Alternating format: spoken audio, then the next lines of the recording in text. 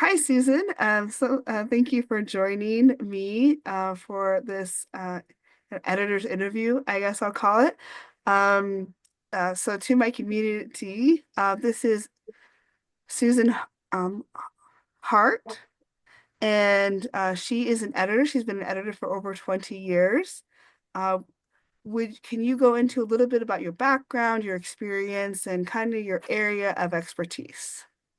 Sure. So I grew up in a family that really pushed literacy. We did a lot of reading, we did a lot of writing, um, and I loved books, I loved words. And when I got into high school, I had a couple English teachers who really inspired me to love grammar and syntax and usage. So then I pretty much knew in high school that I wanted to be an editor. So I went to college and I earned a bachelor's degree in English with an editing emphasis and did a lot of editing during college. And then for the next 13 years, I did freelance work and I worked on college textbooks, websites, uh, some novels, um, quite a different array of things. And I loved that I could do that while still being home with my kids. But after that point, I felt like they needed more of my attention. So I took a break for several years. And then a few years ago, I started up with my company, Word Nerds Editing. And now I'm focusing primarily on people who are self-publishing. My main love is nonfiction, but I do some fiction as well. Right now, I'm working on a young adult fantasy novel. So that's been really a fun project for me to edit. Um, and that's kind of where I am right now. Great. So what do you love most about editing? I think the thing that's most fulfilling for me is that I can take somebody else's work that they've poured their heart and soul into and I can polish it up just a little bit and then it really shines. And I love to see the authors after we finish all of the editing process and they are so excited that this is the end product and it's something that they can be proud of and really just love sharing with anyone. I completely agree. I really think that the role of an editor is super important in the process, right? In the writing and publishing process. And I know that um, I think it's a step that people obviously, I don't think should be skipped. I think editing is really crucial. I know that you would agree that it's Yes. really important that people, get their manuscripts.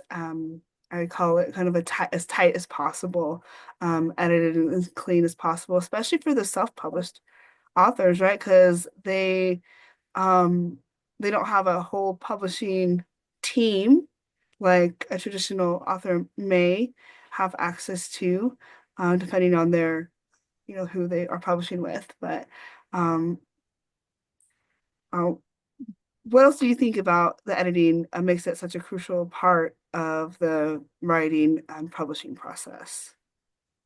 Well, I think we're obviously all human and we're all prone to making mistakes. So I think it's helpful to have an expert who can look through your work and, look objectively at what you've got and just say, hey, here are the things that I see that are missing, or have you thought about trying this? Or just giving suggestions of what could improve the process because as the creator of the work, maybe sometimes it's hard to see some of those things yourself. Yeah, definitely. I know that in my own writing, I can always need a second or third or fourth set of eyes to come and look at it because as much as I love writing, I will fill in what I'm reading with what I think I wrote sometimes. Yes. So I'll read a sentence I just wrote and I'll have a missing word. And I'm like, I read it with the word every time. So Yes. you have to have like someone else kind of check that for and I think there's also different kinds of editors, right? So there's Yes. developmental, I'm gonna miss one, but line, um, copy somewhere in there, Yes. and proofreading. So, Yes. what do you do all of the different types of editing? I do, and it really just depends on the work. It depends on what the author wants and what the manuscript needs. So I collaborate with the author to see exactly what they want, and I can go through and tell them what I feel that they need, and then we kind of go from there. So, what's a common mistake maybe that you see in manuscripts when you edit? And is there a way for writers to avoid that or to look out for it? One thing I've seen quite a bit lately is with the use of AI, which is a fabulous tool. But a lot of times people overuse it, or they will use it to write something and then they won't go back and read what they've had AI write. Um, AI often will change tone. And so when I'm reading through a manuscript that even has a small section written by I can very quickly tell because it doesn't sound like the same person that wrote the rest of the manuscript. So I find AI to be helpful in coming up with ideas. If you want to use that to help you maybe with an outline or, ideas of what to put into your manuscript. But ultimately, using AI to write, I discourage doing because it's just too uh, inhuman sounding, and a lot of times people can tell that that's what's being done. Yeah, I definitely think it becomes, I think, a little obvious for sure. So that's interesting that you're seeing that and that you can kind of even point out, oh, they did AI in this section and actually let AI write it.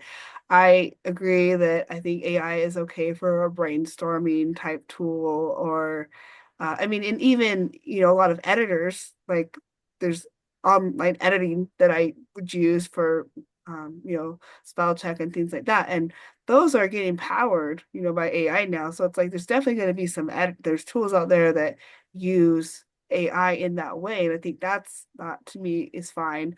But I definitely don't think that AI should be used for like the creative in terms of like writing the stories. So I completely agree. Um, let's see. Can I add one other thing? Yeah.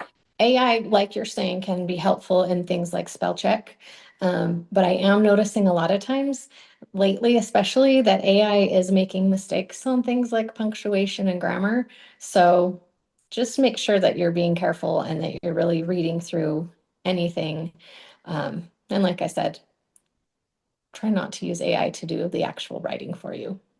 That's a good point. I think I've seen that sometimes in my own editing where I'll get a spell check item and I'll be like, well, you don't understand the context. The word I'm using Right. is perfectly fine. And I'm like, I'm going to ignore that suggestion because Yes. it doesn't understand what I'm trying to say. I think especially if you're trying to add more casual language in it Yes, for to make sure. it sound like a person, like in dialogue, like the editing tools, I feel like dialogue, it's really hard because the AI wants to make it sound proper. And I'm like, "Ah, I have a character. They're not going to sound like that." Right. Okay. Sorry, just jumping into the next one. I have another question for you, which is, um, like, how long does it take you, do you think, to edit a book? I mean, I know that's going to matter on based off of word count, but Right. about how long do you edit a book? So there are a few factors. One is word count. One is how long it takes the author to get back to me once I have recommended changes.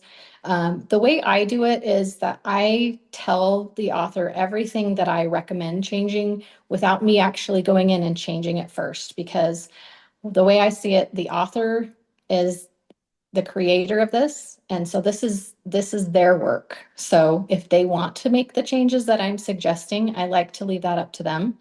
So often I'll have questions about what they're saying in a specific spot, or I will say, well, what do you mean here? Or expand on this idea so that it makes sense in this context. So typically, once I get a manuscript, I can have it turned around back to the author within 2 weeks. And then, depending on how long they take to get back to me with the changes that I've recommended, I from there it's once the first round is done, it's a lot quicker. So, but then I have to wait for those turnarounds from the author. So my editing time myself on a typical manuscript will take a total of about 3 weeks, but it just depends on how long it takes the author to get back to me between revisions. Hmm. Yeah, that makes sense. That's good to know too for time frame. And that's more for the developmental editing, or is that like for all of the different? Well, it depends a little bit on how much there is to be done. But probably the last 4 manuscripts I've done, I've been able to get done in a total of 3 weeks of my actual work time. And those have included at least two, sometimes up to four different types of editing. Okay, yes, that's actually the maybe doing the initial edits and then getting it back and then keeping going because you do the different levels with the same manuscript. Right. Okay, makes sense. Okay, well, I'm gonna pull up I'm because you have shared with me a document, so I'm gonna go Yes, ahead and pull that up and see if I can get that to show up. Is that share appearing to you? it is. Yes. Okay, so this is your tips for self-editing. I'll let you take over and I'll just I just will control the mouse and scroll down when I need to. Perfect. So, my biggest tip is to take a break from your manuscript. Sometimes that might be a day, sometimes that might be a week, and come back to it with fresh eyes. Then I want you to be really curious when you come back to your manuscript. Try to take yourself out of it, your author self out of it, and look at it as if you have never seen it before. Think about what questions you have about the storyline, if it's fiction. Think about what holes there might be in it. What questions are not answered that you would like to see answered? Uh, what what transitions flow well and what maybe needs to be reworded. Think about, is there credibility to the claims that you're making, especially if it's a nonfiction piece? Is it specific enough? Does it cover everything that needs to be covered, or are there some things missing? Then the next thing, you'll want to read the manuscript out loud to help you both see and hear it.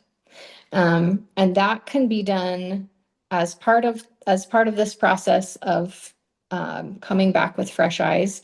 You can do that as a second pass through, but seeing it and hearing it both will help you make sure that you're not missing any specific words, like you were saying before, because sometimes our brains, when we're the ones writing, will fill in the gaps. Then we've covered a couple of these already, but making sure that everything is flowing well, everything makes sense, everything is specific enough. Then noticing any inconsistency in tone. Does it sound like that it's been written by several different people? Is the tone consistent throughout? And obviously, if you are writing fiction, you're going to have characters who speak differently, and that's fine because you want to make sure that they sound like they're different characters. So just make sure that there's no inconsistency generally in the tone, that it makes sense what's being said and how it's being said in each section. Making sure your word choice is appropriate for the audience. And Michelle, I think you talked a little bit about that a few minutes ago. If you are writing a nonfiction book that is for professionals, then you're going to be using very different words than if you are writing a children's story. So make sure that your word choice is appropriate for the audience. I was recently working on a book that was supposed to be for a professional audience, and it was filled with a lot of words that I think the author probably uses on a normal basis, but probably aren't necessarily what she wants to present in a professional setting. So just make sure that you are choosing your words carefully. Not relying on heavily on AI for writing or editing. We talked about that. Um, just make sure that you're using it appropriately and using it in a way that's going to be actually beneficial for you in the long run. That's great. Yeah, these are great tips, and I think I really appreciate, the some of those advice. I've heard this, read it out loud before. I've actually done that, but I had the I don't like I didn't want to read it myself, so I did like a audio narration. So I made the Hmm. computer use like read it to me what I had written, and it really does help to kind of hear those the word like the story, not you just read it in your mind. Yes. So that's great. All right. That's fantastic if you can have the computer read it to you, or you could even voice record yourself reading it and Yeah. listen to it again later. It might help you to listen to it a few times and just make sure that that it's going where you want it to go. Yeah, that might be something to do. Like a tip for maybe also like before sending it to an editor, Yes. read it yourself out loud Yes. so you can catch some more things, right? All right. So I'm gonna stop the share, I think, and then I will if um I can also share this in to the group, Right. but just so that we get that there. Yeah, so that's great. So if you're so I did have a few questions from the group that you know so okay, so I'm just gonna kind of hit you with a few more questions. Okay. Um, if we've covered any of them, I'll just skip them, but I think I had a few. So, when should writers kind of switch from self-editing to, okay, I need to get this to a professional editor? So typically I tell people to finish writing till they feel that it's complete and then to give it to an editor. Um, just because it seems to save some time that way. If you have put everything that you feel it needs into it already, it'll save some back and forth time between you and the editor for sure. Is there anything that you ask the authors to send you besides just the manuscript? Like anything that you ask them to do, like uh, I don't know, documentation or anything related to it before, like So in addition to the actual manuscript? yeah, so typically my system is that I'll get an email from someone, we'll chat a little bit about what the manuscript is, what they want. And then I ask them to send me one chapter of the manuscript so that I can read through it and know better what to expect from the manuscript itself. Then once the author and I kind of collaborate and decide what's needed, then I have a document that we both sign, just saying that we're in agreement. This is the types of editing that we're going to be doing, and put in the deadlines. of when everything's going to be done. And then at that point, I have the authors send me the entire manuscript so that I can get started on it. That's great. So kind of like a preview of what you're gonna be working on and gets you a good idea Yes. of what to expect. Yes, for sure.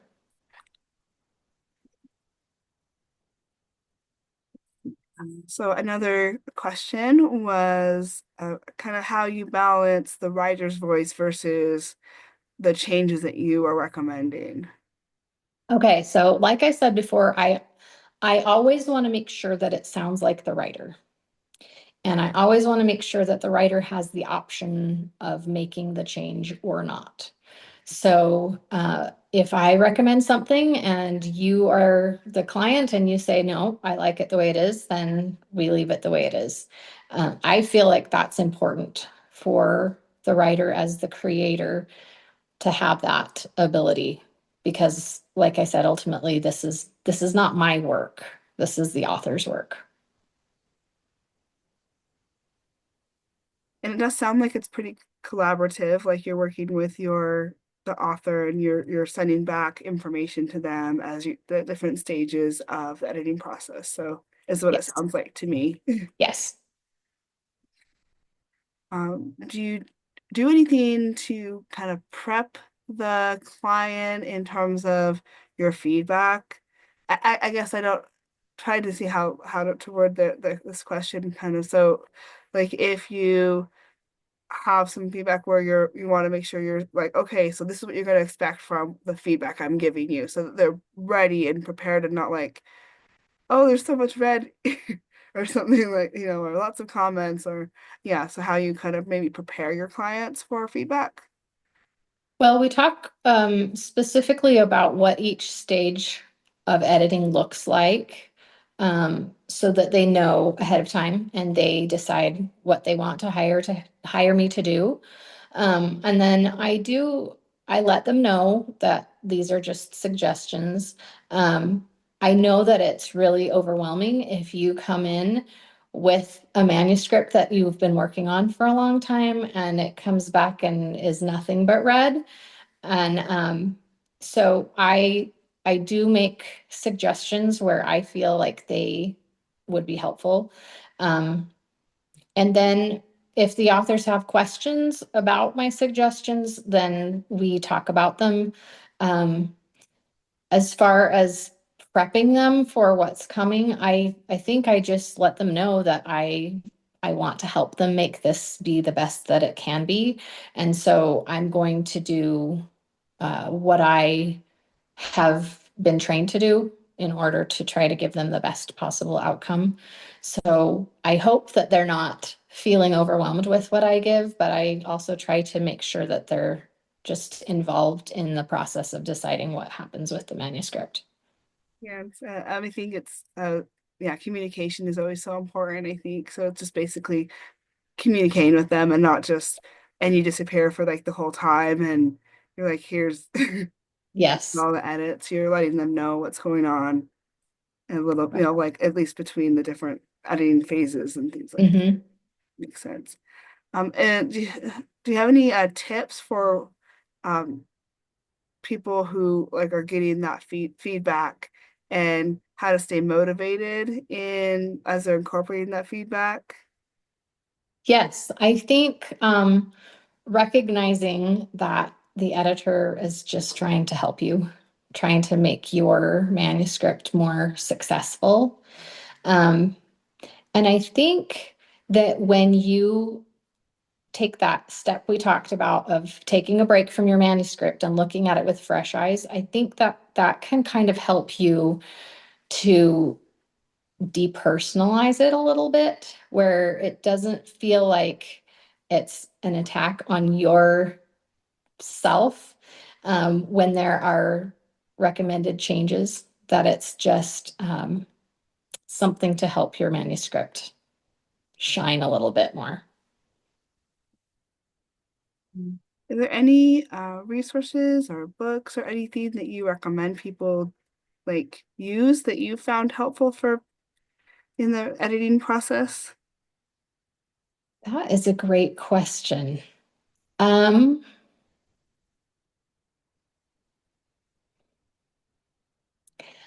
as far as from a an author's standpoint, I don't know that an author is going to necessarily want to get into all of the nitty-gritty details of editing. I have a whole bunch of books that I use and have used for a long time. Um, but I think those would be more applicable for an actual editor. Um, that is something I might have to think about and get back to you on because I'm off the top of my head. I'm not thinking of anything real specific. I do recommend having somebody else read your work and giving you feedback, whether that's a friend or family member or an editor or someone in your group. Um, just kind of getting some of that feedback from other people to help you um, in improving your manuscript. Yeah, that totally counts as like as a like a resource or something. Just maybe using someone else as a resource to be like to bounce your story off of and let them give feedback on what you've written is yeah, it totally what makes sense. All right, so I that's actually all the questions. So is there I think it might be on that document, but is there a how sorry how people can a way people can get a hold of you if they have Yes. if they want to? Sorry. You can email me at wordnerdsediting@gmail.com. And I'd love to hear from anybody if you have any questions. Okay, so I will include that on with this on the post. And I think it is on that document, which I'm also sharing. So there's that. Is there anything else you would want to um talk mention or I think just keep on writing and also keep on reading because the more you read, the better you write. well, thank you so much for your time. I'm gonna go ahead and end this recording. So yeah, again, thank you for joining us. Um, Thank you.